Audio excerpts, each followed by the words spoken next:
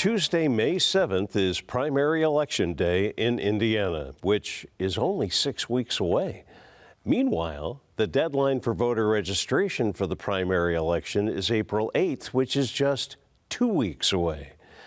Do you know how to register? Where to vote? Who the candidates and the issues are? Well, the answers to these and other election questions can be found on a website developed by the League of Women Voters, and we'll learn more about vote411.org on this week's PrimeTime. And good evening, I'm Bruce Haines. Our guests today are Karen Eller, she is Vice President, Voter Services, and Sandy Junk, who is Vote 411 Chair. Both ladies are with the League of Women Voters, and we'd like, and that of League of Women Voters Fort Wayne by connection, and we also would like you to connect and join the conversation with your questions and comments. Just call the number that you see on the screen. And Karen, Sandy, welcome back, actually, and good to have you with us. Thank you. Thank you. Thanks for having us. You know, we're discussing the importance of nonpartisan information and have it be readily available. And when that means computer, it means information can sometimes change in an instant. You need to be sure you adapt to it. And no better example, even before we get to vote411.org, was finding a little sidebar about how to register. And if we can share that, when you go to vote411, you get to a particular slide, and it talks about being able to be sure that it's accomplished by April 8th. If we can show that graphic, that would be awesome. There we go. And in the lower left corner, it describes the online deadline for midnight, April 8th. The third bullet point bears a little enlarging. Let's enlarge it to show what that last bullet point says. You can register in person April 8th unless the county clerk is closed for the eclipse. That's great. You won't find that in too many primary elections, but No. This is the importance of the immediacy of it and having a way forward. And Bruce, we Yes. just want to make sure that people register before the 8th, Yes. so you can do it way before and don't let the eclipse stand in your way. Yes. And that I agree. information truly is a part of Vote 411. And let's share what that homepage looks like, as this may be the thing that greets your computer as we move through. That is close. We'll hang on to that shot in just a moment. But tell us, first of all, vote411.org. This has been with us for a while, but for some it might be totally new. Yeah, so this is our nonpartisan website for the League of Women Voters. It's actually a national organization, but we have one we lead up the Fort Wayne one. So we have candidates for the local issues here that we reach out to. So on this website, you can do lots of things. You can register to vote, check your voting status, check your polling place, all that good stuff year round. But when it gets into primary season and then the general election season, what we've done is we have our Vote 411 committee, and we come up with questions for each of the candidates. We ask them 3 to 4 questions where they stand on important issues. We send those surveys out to them. We ask them to respond. They send them back, and we upload that information into the website. It is unedited, so we can't make changes to anything they say. And what's super about it too is when you have 2, 3, 4 candidates running, like you might have in the primary, you can see all their responses side by side to those questions. And this is where that notion of the site being a one-stop shop Yes. kind of comes from, I assume, because other descriptors have called it a source, a forum, a platform. But it is a go-to because not all of us are able to retain from one election experience to the next. Right. Where is my polling place? And those can move, right? Oh yeah, those move frequently. A lot when we do tabling events, I hear many times, "Oh, I've voted in the same place for the past 20 years," and that may be true, but polling places do change all the time. And I have found too with the polling places, and when I have volunteered on election day, is people don't understand with the early voting. There's 4 or 5 locations you can go to throughout the city for the early voting. Well, on election day, you have to go to your particular polling place on election day. So I think that's also good information to get out there. And if you're not quite sure where it is, you can go into Vote 411 and find out exactly where that polling location is. Let's go to the philosophical reason the logistics exist. What do you hope to accomplish with Vote 411? Both of you weigh in on that. Well, I feel like Vote 411 has two primary goals. One is to give you the tactical information. Am I registered to vote? Where is my polling location? The other is the educational component. Who is on my ballot? And so when you go into Vote 411 and you put your address in there, it will pull up your particular ballot and the people who are on your ballot, all of the people on your ballot. And then, like Sandy was saying, you can compare them side to side and see the answers to the questions that we ask. You can also do a deeper dive into their platform. So it's everything consolidated in one place so that when you go into your poll, whether you choose to vote early or whether you choose to vote on election day, you're not surprised by who's on there. You're like, oh, I didn't know we were voting for judges in this election, or I didn't know who was running for county council. You can know that in advance when you go to Vote 411. Yeah. And I think about the importance of resources of this nature that are helping to perhaps empower turnout. Given how many turnout, I think there was the statistics back in 2020 that Allen County had a 23% registered voter turnout. That's 4 out of 10. Yeah, for the primary election. And if you think about that, that means 4 people out of 10 showing up for the primary picked who is going to be on your ballot for the general election. So if you don't show up for that primary, you're kind of taking those choices away from yourself. You know, I heard someone say this the other day, and I couldn't agree more. They said that voting in the primary was the single most powerful act you have as a citizen.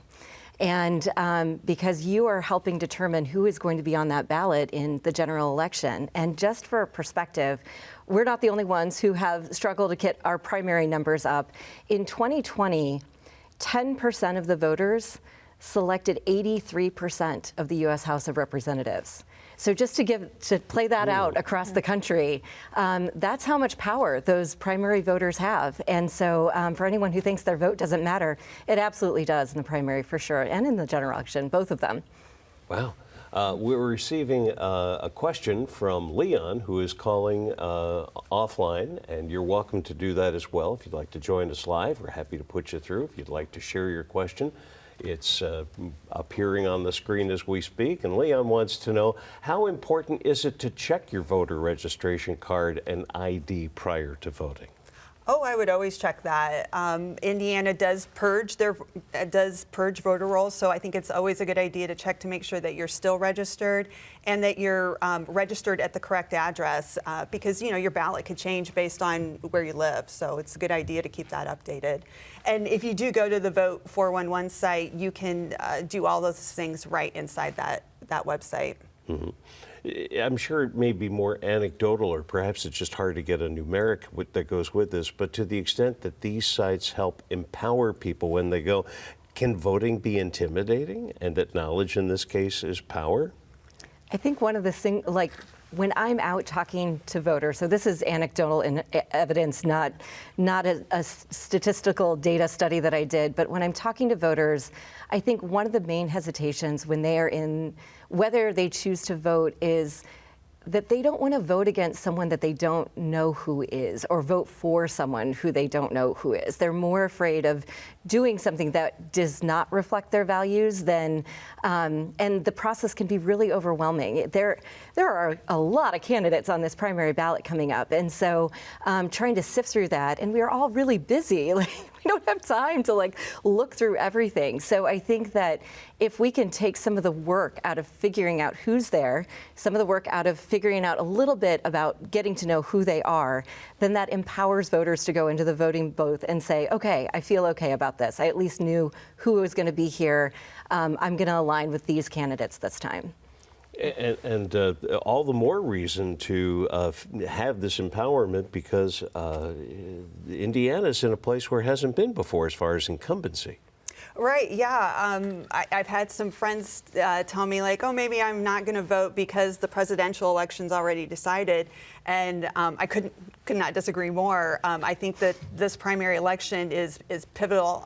I think they're all important to vote in, but there's two really important seats that are coming up that haven't had, that there's no incumbent running, and that is governor and U.S. House District 3. And you will see when you pull up your sample ballot, and you've probably seen the TV ads and all those things, there are a lot of people running for those seats. So you have a lot of power right now to get the person that you might choose to be on the general election ticket. Mm-hmm. And that's an exciting time for Indiana because those seats, once people get in them, they tend to stay in them for a while. So the fact that they're both open right now is really an important thing for Indiana right now. One point of guidance we should share is that as we are communicating all of this through the show tonight, the site itself is in final makeup call, right? Right. Yeah, that's a good point. And when we run through the video later, I'll probably mention it a couple times. But the Vote 411 site will go live with the candidate responses definitely by April 1st. We're targeting the end of March, but definitely by April 1st, we'll have that live. So we'll have the candidate responses in there. You could go in now and make sure that you're still registered to vote in your polling place and do that, but the candidate responses will be up there by April 1st for sure. Which is another key reason why vote411.org should at least be on the list of sites that you visit in your own collection of information, Yes. As opposed to what could be informative, but certainly a greater research task to go to each candidate's website. Mm-hmm. Yeah, I mean, they put a lot of biographical information on their website, which is great. But what I want to get across specifically with Vote 411 and the League of Women Voters is we are a nonpartisan organization. So we spent hours, our committee of 4 or 5, going through questions to ask these candidates and making sure that our biases are not put into those. And really, we even reached out to a member. She isn't a member of the League of Women Voters, but she's part of the Republican Party. And we even asked her, like, can you run through our questions? And what do you think about the questions that we're asking? And she had a lot of great feedback for us that we utilized in the questions that we sent out. Wow. Yeah. Well, let's go ahead and take the tour, okay. if All right. you will. I've been practicing. and let's see how one navigates through the vote411.org site. And let's start with what we see here. All right, so I will tell you this is our preview site. We videoed this a few weeks ago, so this will look a little different, but for the most part, you'll find all these screens look familiar. The first thing you want to do is put in your address. For today, we're using the library's address. But it's, of course, important for viewers, you want to put in your own personal address. And then you're going to click Start Ballot. And this is the primary, remember, so you're going to pick Republican or Democrat ballot that you choose. For today, we're going to use Republican. And it takes you right into the very first race that's on there. And if you see in the right corner, there's an arrow, and you can just go through each of the races that way. Or if you're maybe looking for a specific race, you can go up to View Ballot, and then you've got your whole list of races that you can look at. And today we're going to look at the county commissioner race. Now, we did video this a few weeks ago, and we didn't have a lot of responses, but we were really pleased that these two had responded, so we used them as a sample. You can see their biographical information in there. And then if you scroll down farther, this is the heart of Vote 411. These are the questions we asked each of the candidates, and you can see their responses side by side. So you can review them at your leisure before you go vote. And then you can choose the candidate in there that resonates with you. So we've clicked a candidate, and it automatically goes to the next race. So you can click through each of them, read them. You can even go back if you want to look at the last race you looked at. And then we're going to go to the District 3 race, because this goes to our point that we were talking about earlier. There are so many people running for this race. So you have lots of options to choose from. Now, again, we don't have all the responses. When we go live by April 1st, you'll have lots more to choose from. But we do have Mr. Felker responded, so we've got his biographical information, and then we have the responses to his questions. A fun thing we did with District 3 is we gave them the option to upload a 2 to 3 minute video, why they would be the best candidate for the job. So we're really hoping that they take advantage of that offer. And then you can just click that compare button and look at them side by side. So very much like the other one, you can go down, choose your candidate. And again, it takes you right to the next race. And if you think you're done, go back to view your ballot. You can see the folks we chose, and then finish ballot. And then this is another great feature of Vote 411. You can put in your phone number or email address, and when you selected those candidates, it will text it right to your phone. So you'll have that information handy for you, especially if you're looking at the website 2 or 3 weeks before you go vote. And there were so many there, you don't have to go back and think, oh, who was it that I liked again that I wanted to pick? You'll have that information, take it to the voting booth, you're in and out and on with the rest of your day. Mm-hmm. What kind of feedback have you received as you've been sharing information about the vote411.org site as far as that idea of being able to compare, contrast, evaluate, and really have time to ponder over it all, I guess? This is the most exciting thing to talk to voters about.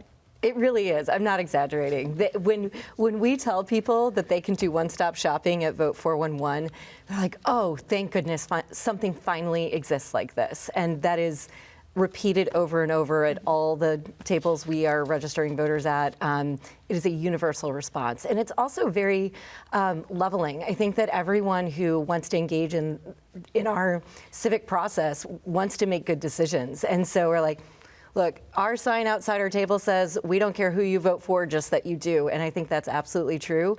And that's what we try to drive home with this site.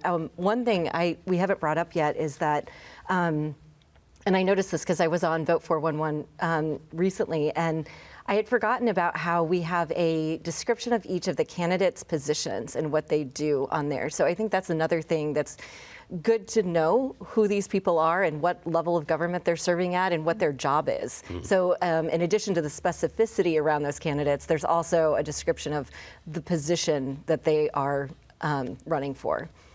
Now, we mentioned different websites to visit in preparation for having as much information as that comfort level rises with the level of information heading into the booth. But along with vote411.org is the League of Women Voters Fort Wayne site. Yes. The LWV, League of Women Voters, FW, FortWayne.org site. And we have a tour of it. Let's share a little bit of that.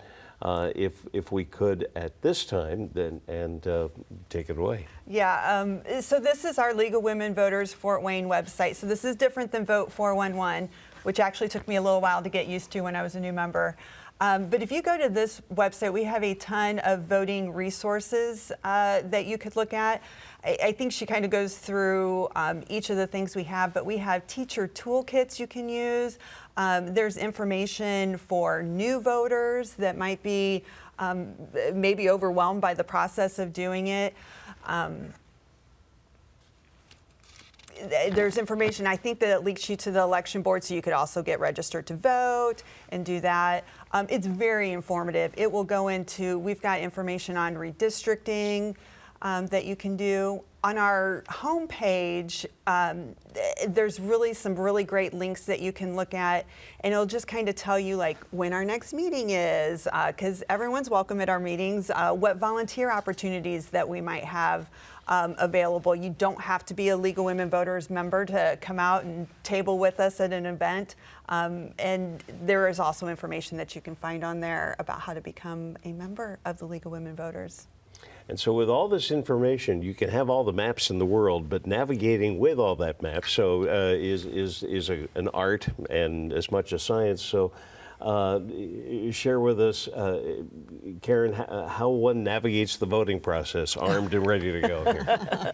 Well, this is a good first stop, and I feel like your viewing audience here is probably well versed in getting out to vote. I think that what we've found is, as the League and as studies that have been shown, is that having a voting plan ensures that people vote. So when am I going to vote? Where am I going to vote? What time? Setting a meeting request for your calendar so you get out and do it. Are you voting early? Are you voting on election day? It doesn't matter. Just make a choice and make sure you block the time out. We encourage people to vote early because things come up. You don't know what's happening, and something might come up on election day. Could be an eclipse. There could be, yeah.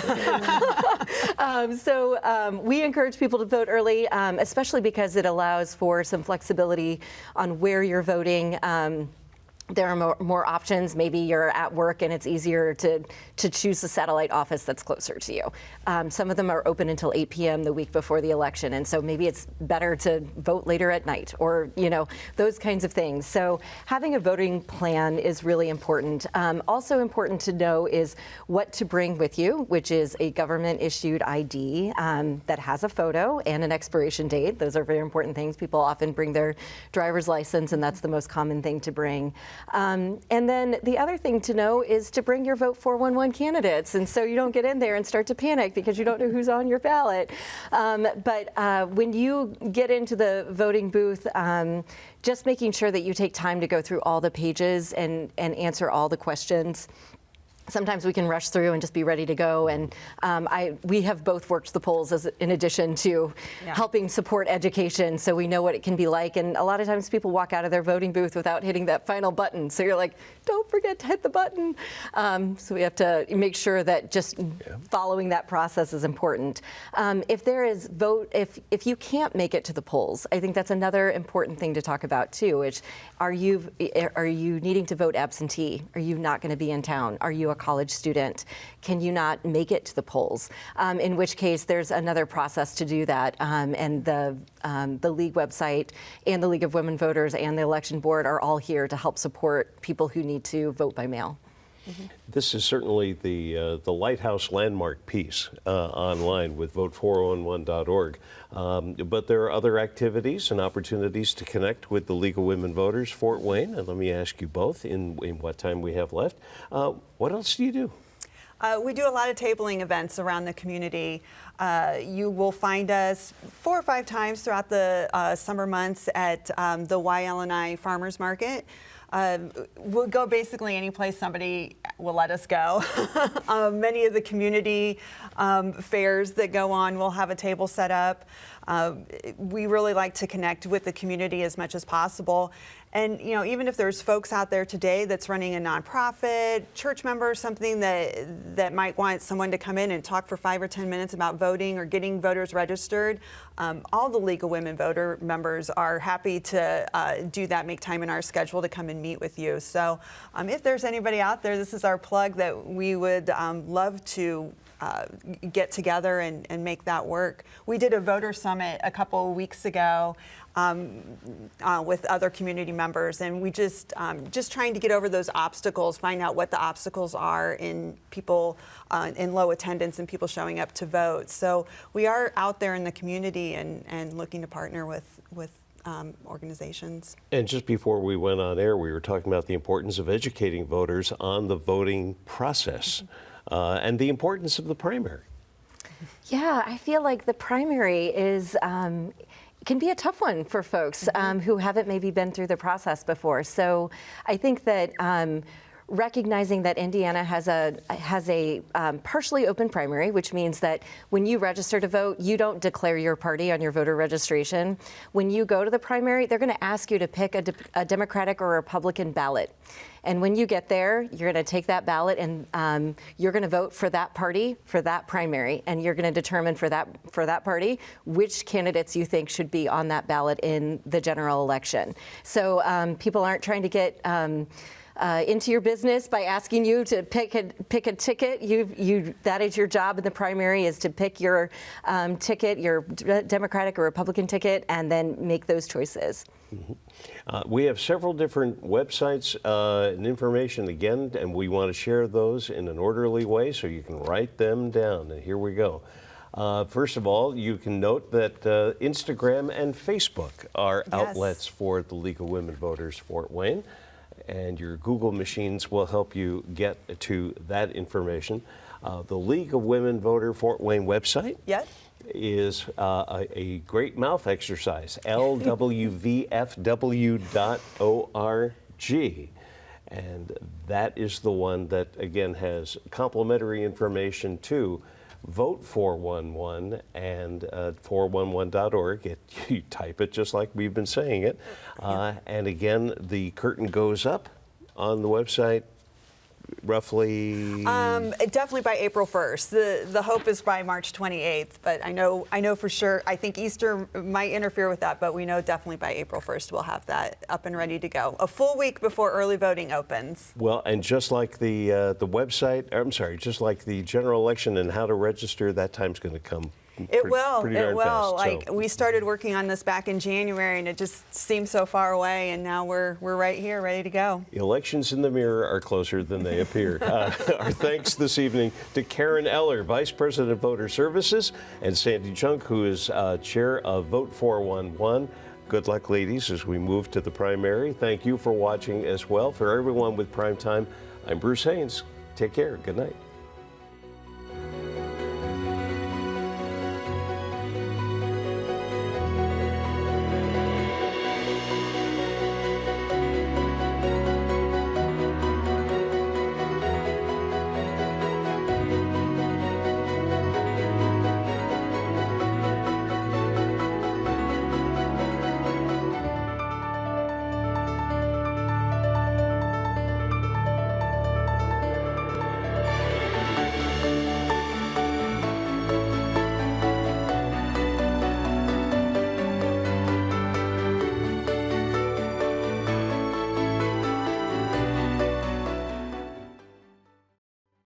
The preceding program on PBS Fort Wayne was made possible in part by Businesses constantly evolve.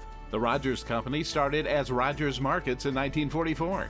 Today, the Rogers Company is commercial property and real estate development and a proud supporter of PBS Fort Wayne. Lincolnshire Place. Memory care residential living with a focus on Alzheimer's and dementia. On Diebold Road, north of DuPont. Information and details at lincolnshireplace.us.